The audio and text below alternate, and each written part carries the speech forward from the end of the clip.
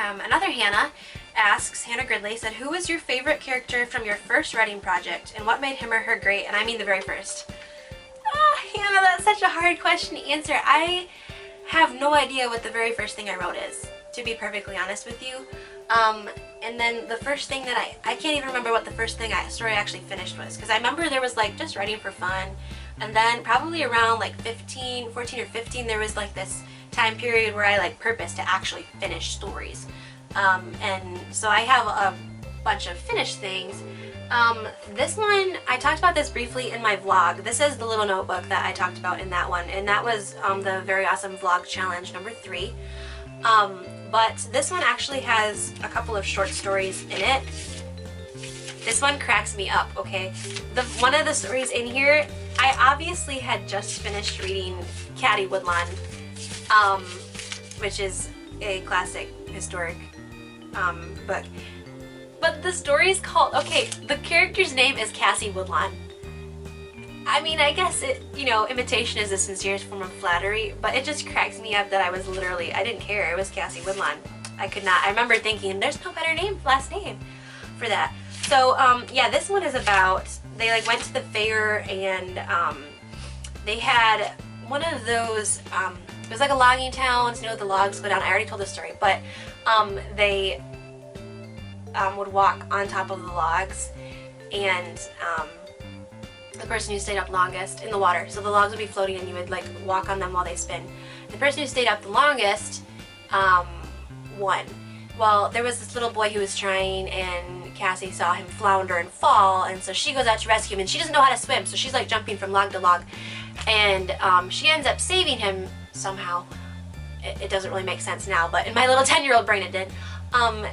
She somehow saved him and pushed him to shore, but then she almost drowned and somebody saved her, so that was like the first story I can think of. But, so what was the question again? Who's your favorite character? Cassie. I mean, she's cute, so she's a cute little girl. And why made her great? It's really not great, I don't know. But let me grab this other thing. I actually have this binder of finished stories, and these ones I actually dated, which was really cool because I didn't start dating them until later. But for instance, The Reunion on the Beach was written in summer of 2011. Yeah, this one's called Reunion on the Beach, and this is so clearly in like a Lucy Maud Montgomery style. I had just probably read a lot of her short stories, like her Chronicles of Avonlea and stuff. And it was about a young girl who was a teacher at a private school for girls, and she was alone in the world, and she met up with this stranger at the beach. Come to find out way later, I think that they were siblings. It was a really cool story. And the character, I love the character because they're really sweet, but yeah, and it was just a sweet little story, but I love the character because she was like this hardworking, diligent little person, but yet she was human, and she was lonely, and she missed family, and I feel like this was like the first time I actually did a good job rounding out a character, if that makes sense. You know, she had hopes and dreams and, you know, struggles just like a normal person, and I think that's what makes characters great. So that's why I would point to her as my favorite. So yeah, I will put this away. Okay, next question. Daisy asks, what's your favorite writing drink? That's a really good question, Daisy. A lot of people are tea people or coffee people, and I love both of those things. I drink a lot of water when I'm writing. I don't know why, I get really thirsty, and I have like this quart jar of water, and I just keep drinking it the whole time. But my second favorite would be spritzer water. Like, it's basically, they're called seltzer water, it's called different things, or soda water. But it's basically just carbonated water with a little bit of flavoring, no sweetener or anything in it. And I love, I'm trying to remember what the brand I use is.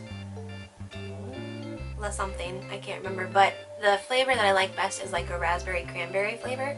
It's really good. So that's my favorite writing drink. Bethany asks, if you could transport yourself into any of your stories as one of the characters, which book would you choose to live through, and as which character from that book, and why? Wow, wow, wow, wow, that's hard.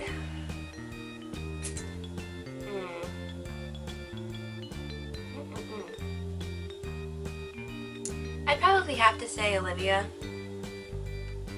Or you know what? Okay, so Olivia, I really love her character, obviously. She experienced a lot of heartache, but at the same time, I am a huge historical buff, and I would have loved to have been born in eras past. So Olivia would be my first choice.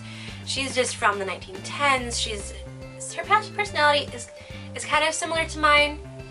She's a little quieter and shyer than I am. But I would love to live a day in her life in 1910 London. I think that would be amazing. My second choice would be Michaela from Bound.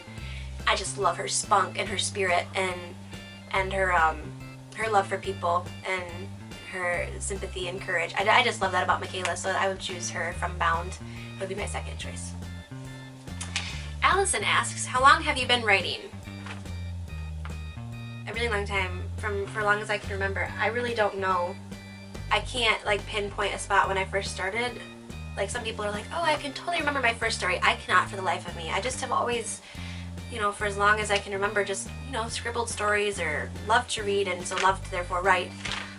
So I can't really tell you, but I do have like written record of like my first story being like a story that I actually wrote in a notebook. I actually have one of like when I was 9 or 10, I think. So there's that.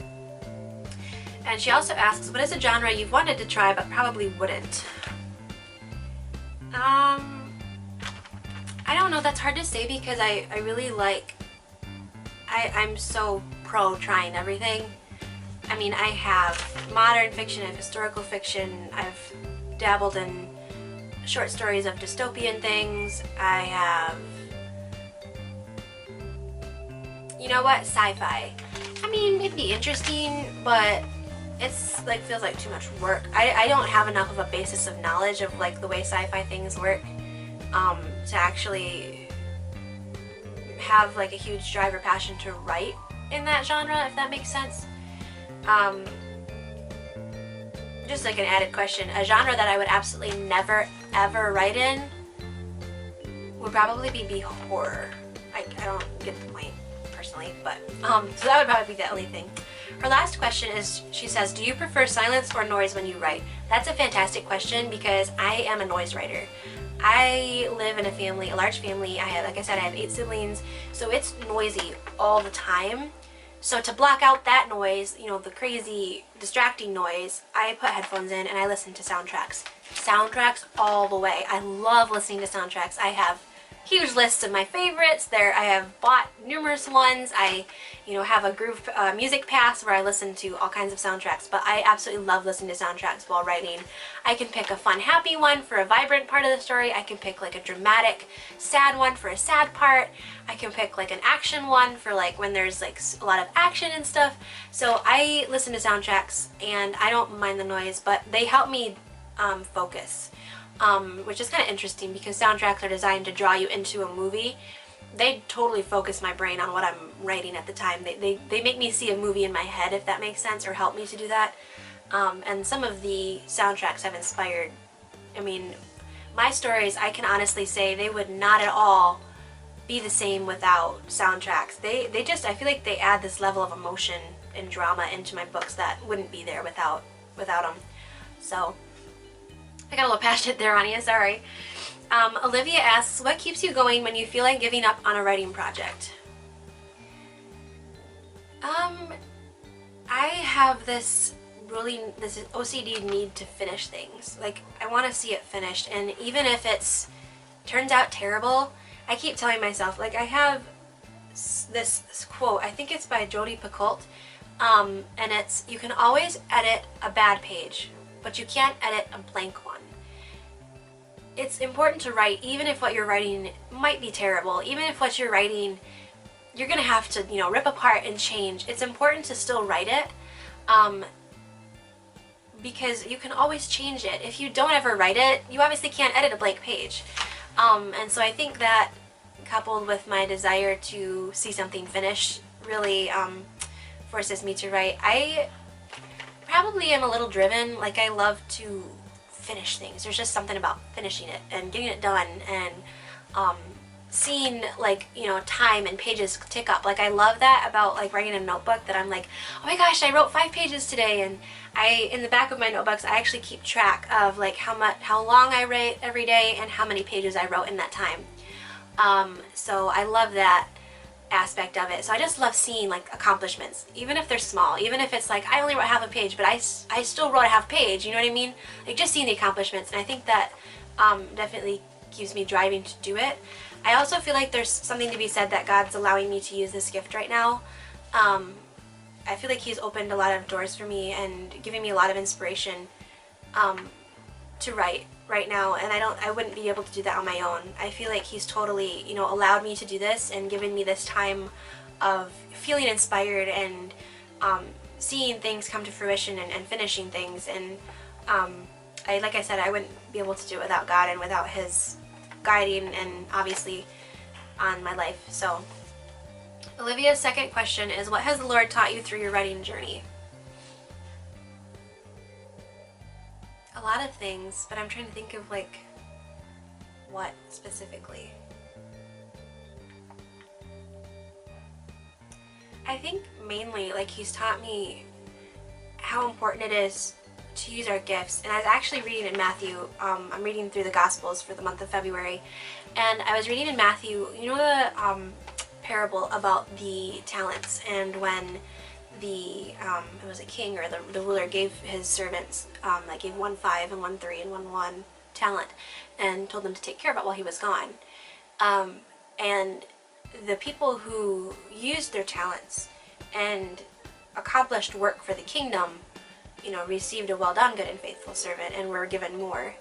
And then the person who didn't do anything with it, you know, was taken away, and he was cast into outer darkness. And so I just feel like He's teaching me that He's given me these gifts for a purpose, and taught me to use them for His glory, and that I couldn't do it on my own.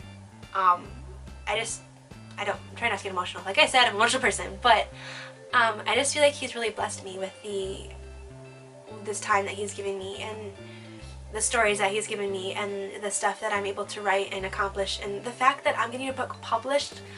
Hokey smokes, like I'm gonna be able to hold a book that I wrote in my hand. That feels like such a huge gift.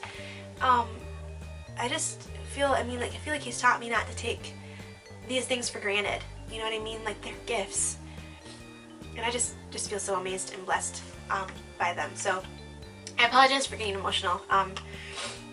But there's so many things, little things even, that I feel like He's taught me. And I've grown a lot through the process of writing. But yeah, so there's that.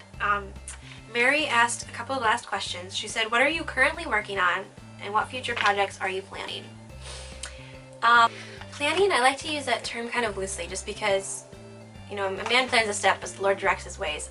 And I've grown up with our calendar, we call it fluid. Like we have a set calendar for the week, but we call it fluid because it moves, you know, on an hourly, daily, 5-minute basis oftentimes, you know, like, oh wait, we're not gonna do this today, I guess we're gonna do it tomorrow. So, I mean, obviously there are some things that you can't change, but often, you know, our calendar is fluid, so that's the joke in the family. So, and I feel like that's actually helped me growing up. I don't feel this, there's a flexibility I feel like that I have, that, the end of the world is not going to come if I don't reach my deadline, you know what I mean? Like, it's okay, I can be free enough to push things back if I need to. So that was like a really long rant, I'm sorry about that thing, but so these are all like, you know, in my head dreams. They're not necessarily plans. Like I don't have like an actual day where I'm going to release something, but I do have a lot of dreams and future projects that I want to work on. I have, for starters, I already have the first book of a series written. It needs to be edited and ready to be published, but it's already written. It's called the Girls of Glory series, so you just got a really big sneak peek right there. And it's basically about, you know, everyday teenage girls, young adults. I think like the target range is like 12 to 15, and they're modern girls, and the experience. Each book, you know, focuses on a struggle that modern girls encounter in today's day and age. And so the first book is written. It needs some overhauling and it needs to be edited, but that book is done. So that one I'm hoping to be published for sure hopefully by the end of the year.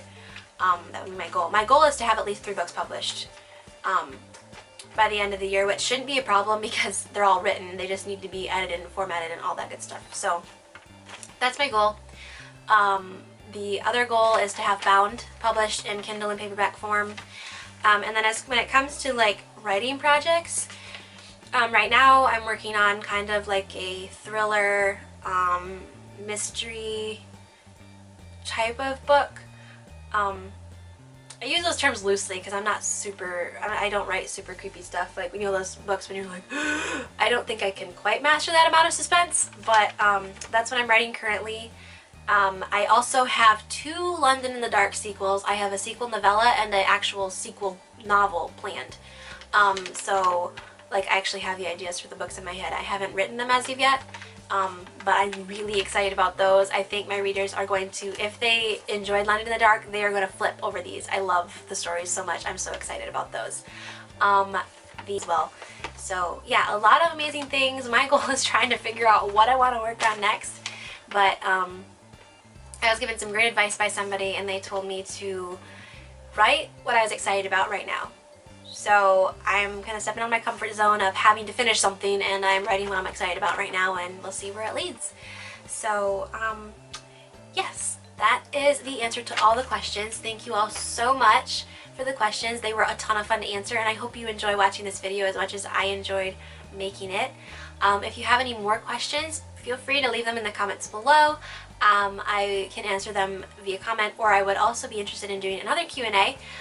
So if you didn't make your questions in on time for this video, be sure to comment below with some other questions and I will put them in the next video. So yeah, this was really exciting. Thanks for joining me and God bless. Bye!